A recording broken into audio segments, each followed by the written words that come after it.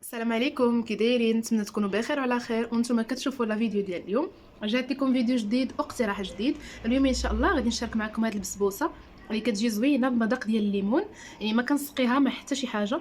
هانتوما كتشوفوا كيفاش كتجي هشيشه بزاف.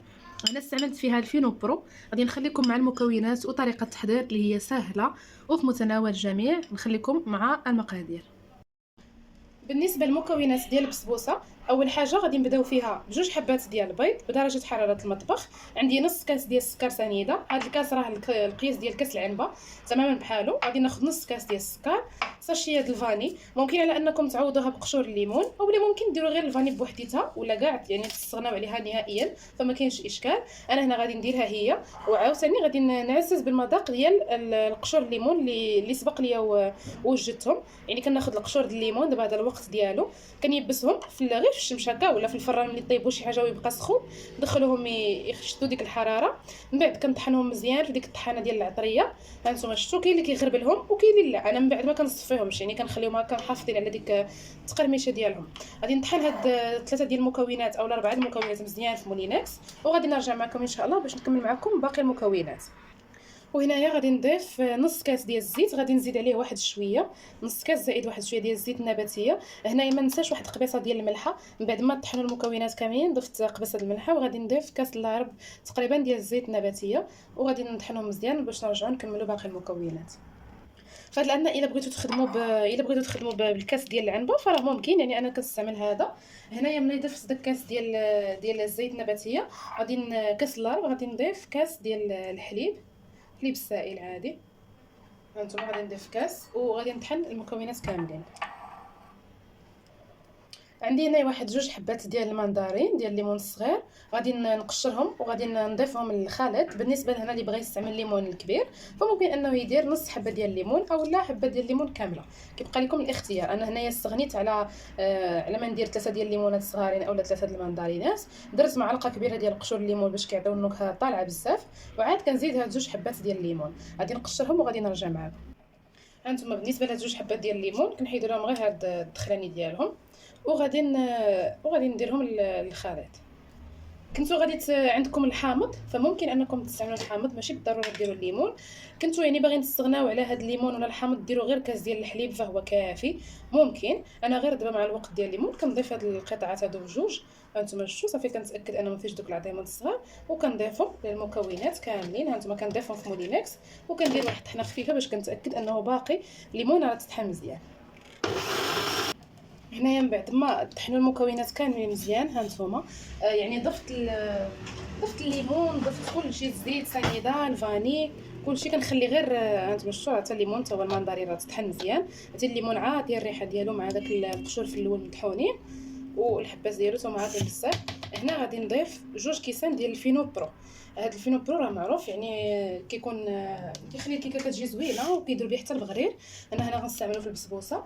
كما ممكن انكم تضيفوا هاد المكونات عليهم غير الفرص الرطب، يعني حتى هو ممكن، او لا تضيفوا عليه سميده الحرشه، يعني تجي البسبوسه بسميده الحرشه حتى هي كتجي زوينه. انا هنا غنضيف جوج كيسان ديال هاد الفينو برو اللي قلت لكم.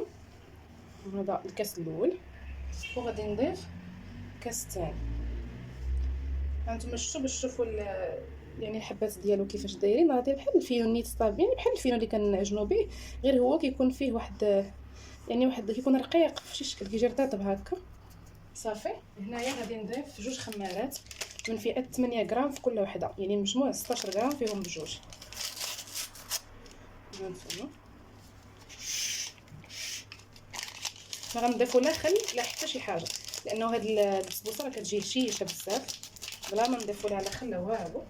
صافي وغادي نطحن هاد المكونات غير طحنه خفيفه راكم عارفين، لانه ملي كنضيفوا الخمارات ما خاصناش نطحيو بزاف. وصافي هنايا من بعد ما تطحن كلشي مزيان، هانتوما كنحصلوا على هذا القوام هذا، راه ما ثقيل ما خفيف. هانتوما راه كيجي ماشي بحال القوام ديال الكيك كيجي يعني ثقيل بزاف. هانتوما هذا راه خفيف بحال القوام ديال البغرير، يعني كيكون تقريبا بحالو. هانتوما ثقيل عليه واحد شويه غير شويه على البغرير، لانه البغرير انا كنديرو خفيف ما كنديروش ثقيل بزاف. صافي بالنسبه للمول غادي نديرو في هذا المول هذا ديال بيم اللي كنت شاركته معكم في المشتريات ديال بيم، غنخلي لكم الرابط ديالها في صندوق الوصف. كيكون على شكل المول العجيب. هو هذا دهنتو انا غير بشويه ديال الزيت، فممكن انكم تستغناو على الزيت ولا على الزبده، ما تدهنوش لانه ديال السيراميك ما كيلصقش نهائيا. صافي ما كنرش ولا بسميده لا حتى شي حاجه، مباشره كنخوي الخليط ديالي. ها نتوما هذا الشكل هذا كيتوزع صافي. والفران في هذه الاثناء راه انا عاد شعلته دابا يكون دافي، ما كندخلش انا نهائيا الكيكه الفران بارد اولا اي حاجه باغا نطيبها ما كندخلهاش الفران بارد، ضروري كندفيه واحد 5 دقائق قبل عاد كندير الخليط ديالي. صافي كدوز واحد 25 دقيقه تقريبا حتى 30 دقيقه كتكون واجده على حسب الفران، يعني ما كتفوتوش فيها يعني ماكسيموم كاع لا فران الضوء لا فران الغاز واحد 40 دقيقه صافي كتكون واجده. الفران ديال انا غنطيبها في الفران ديال الغاز، نعم هي الطياب العادي راكم عارفين الفران ديال الغاز.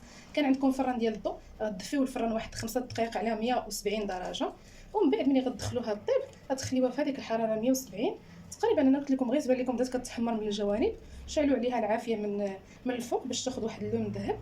صافي كتخرجوا هذيك الساعات، يعني راه ما غادي تفش مع حتى شي حاجه. غادي ندخلها الفران وغادي نرجع معكم باش نشوفوا الشكل ديالها النهائي. وهنايا الكيك من بعد ما اولا البسبوسه ديالنا من بعد ما طابت فهي خدات بالضبط 23 دقيقه في الفران. شوفوا كيفاش كتجي هشيشه، انا ما كنسقيها ما حتى شي حاجه هاد الكيكه. ها انتم راه الجوانب يعني محيدين بلاصتهم. صافي راه كنقلبوها بسهوله. غندوز باش نوجد معكم الكريمه اللي اول حاجه كنحتاجو فيها. غادي ناخذ داك ما تبقى من الحليب لانه درنا كاس في الكيكه وما تبقى من نص لتر، غادي نضيفوه في الكاسرونه. غادي نزيدو عليه تقريبا واحد 3 ديال المعالق صغارين ديال مايزينا اولا نشا. غادي نديرو 2 معالق ديال السكر سنيده. هاد المكونات غادي نضيفوهم فوق النار مهيله حتى كيعقادوا. غندير واحد شويه ديال القشور الليمون اللي مطحونين اللي قلت لكم وجدت في الاول، لانه كما قلت لكم البسبوسه ولا الكيك بالنكهه ديال الليمون، فحتى الكريمه بغينا نديرو هذا في المذاق. هانتوما شفتوا ملي كتصفيوه راه كيبقاو غير واحد الحبيبات هكا رقاقين ديال اللي كيكونوا القشور غلاضين. انا هادو عاوتاني كنردهم لهنايا غير الكريمه باش ما تجيش فيها شي حاجه مغصه. يعني ها انتم شفتوا كنردها بحال دابا العجينه البريوش حتى هي كنستعملها فيها. هادو غنديهم يعني يعقادوا على نار اللي مهيله، من بعد ملي غيعقدوا غنرجع معكم باش نوريكم اننا غادي نضيفوا لهم هاد باقي المكونات. راه غادي نقلبها في الطبسيل باش نعمرها بالكريمه من الداخل. نتوما راه باقا سخونه هنايا بهذا الشكل هذا. هذا راه مباشره كيتحيد من المول. ها نتوما شفتوا مباشره ما كيبقاش لاصق. ها نتوما شتي كتجي محمره كتجي زوينه على هذا الشكل هذا. هنايا راه مازال ما درتش فيها الكريمه، غادي نخليها على جنب. صافي هنا الكريمه من بعد ما عقادت حيدتها فوق النار مباشره بهذا الشكل هذا. غادي نضيف ليها هاد المعلقه ديال هذا الجبن هذا باش كينقص الحلاوه وكيعطي واحد الملوحه زوينه في اي كريمه. غير معلقه صغيره كافيه بهذا الشكل هذا. هنايا من بعد ما ضفت واحد المعلقه ديال هذا الجبن هذا اللي قلت لكم هذا الفرماج ناتور كيعطي واحد المذاق زوين، غير معلقه صغيره ما كتكثروش. غنخلطها مزيان. هنا راه الكريمه باقا سخونه باش دغيا كيذوب فيها داك الجبن. كان عندكم مزهر بغيتو تضيفوا انكم واحد المعلقه ديال المزهر حتى هي كتجي زوينه. انا هنا غنستغنى عليها لانه درت المذاق ديال الليمون. صافي وزدت هذا دانون ديال الفاني. صافي غادي نخلط مزيان هاد الكريمه حتى تبان ليا هذاك دانون صافي داب باش نخويوها في هذا الوسط ديال الكيك. صافي ها نتوما شفتوا الكيكه كيفاش كتجي، راه كتجي هشيشه بزاف ما كنسقيهاش كيف ما قلت لكم. صافي مباشره غادي نخوي فيها الكريمه اللي وجدت بهذا الشكل هذا.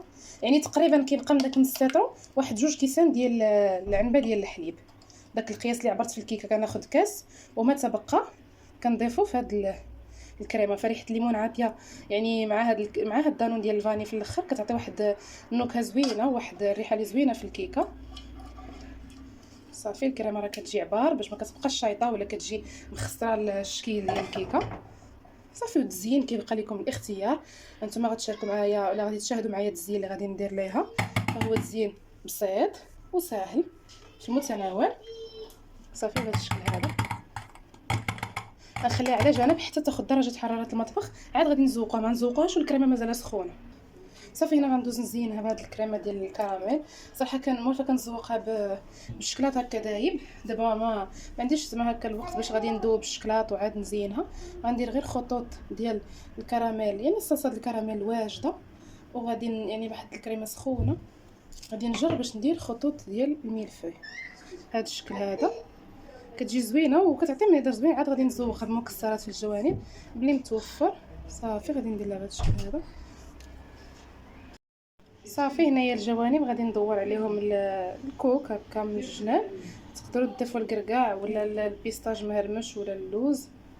انا غنضيف غير هذا اللي متوفر دابا هو الكركاع، غنزوق بهم تنكمل غير هاد الدوره ديالها هنايا. وكيكون هذا هو الشكل النهائي ديال البسبوسه اللي حضرت معكم اليوم. فهي كتجي زوينه بهذا الشكل هذا. نتمنى انكم تجربوها وتخليو لي ارائكم في التعاليق، وان شاء الله نتلاقاو في فيديو جديد ووصفه جديده باذن الله. خليو لي ارائكم في التعاليق، وان شاء الله الى فيديو قادم.